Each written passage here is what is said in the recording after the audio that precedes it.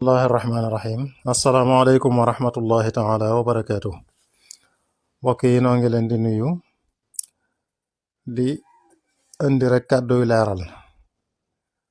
ndax dafa am ñaar yoo xam ne nit ñi dañ leen di boole te bokkuñ mooy li ñuy wax kaaraangeeg Tuuba ak lii sëriñ bi bañ ci dëkk bi jox ndigal Baay Faal yi ngir ñu taxawal ko ci. ñu fàttali leen ne Tuuba kër la sëriñ Tuuba moo ñëw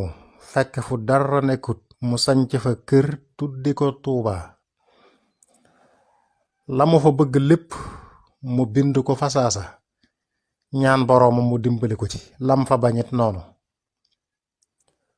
bokk na ca lam fa bëgg lam waxoon ne wal tusbitan fihi jamaatan tuqiim as-salawaatil xamsa dëban yaa xakiim nang ma saxalal ci sama kër gi mbooloo moo xam ne dañuy taxawe julli juróom ba faw julli juróom bokk na ca la cay mën a dimbale ci taxawal ko ci mbooloo mooy jàkka moo tax ñi ko wuutu gannaawam ñépp taxawal ko ci loolu ba jumaa ji àgg ba mu àggee ba tayit fu jamono toll ñu tollale ko fa loolu andi naal yi ci Cheikh Muntaqa naalaat muy naalu yees yi lam fa bañit mu bind ko noonu ba tey ñaan boroomam mu dimbali ko ci wal taxmi daari anil fujuri wal fisqi wal baatili fi duhuri nanga ma aaral sama kër gi daari la wax Tuuba kër la nang ma ko aaral ci lépp loo xam ne diine lislaam rafetlu wu ko loola it ñu taxawal ko ci nañ ko taxawalan ca lee mu bëgg nañ ko ci taxawale woon moo tax Cheikh Abdul Ahad mu baax ma indi tere yooyu mu fi tere woon tuddal ko boppam te am na ci yoo xam ne lu waa réew mi terewu ko waaye sañ na ko bañ ci këram nag ñam bokkaloon kër gi jamono yooyu yëpp bokk ak ñoom Sëñ Tuubaa mu wax leen ko ñoom ñëpp signé te juróom lañ fi woon booba ci góor ñi ñoom ñëpp signé wane ne lii bañ nañ ko ci suñ kër baay gii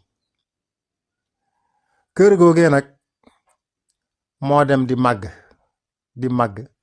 ndax jàmm jafa nekk xéewal ga ba ku ganasi rek toog ba Tuuba toll nii mu toll tey waaye kër la kenn ku ne nag sañ na ci biir këram mu teg feb gardien ne ko bëgguma fi lii bu fi kenn tux bu fi kenn nangam bu fi kenn sol na lu mel nangam lépp loo xam ne diine rafetluwu ko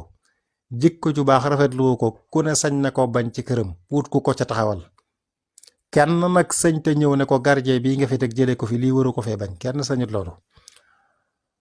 noonu dong la demee waaye sécurité Tuuba civil mosu koo yor sécurité Tuuba ña ko yor mooy ña ko yor fépp ko yor Tuuba police a ngi fi lépp a ngi fi te kenn mësule na gàllankoor ci li ñu war a def noonu dong la demee noo ngi jéggalu wasalaamaaleykum wa rahmatullahi wa barakaatu.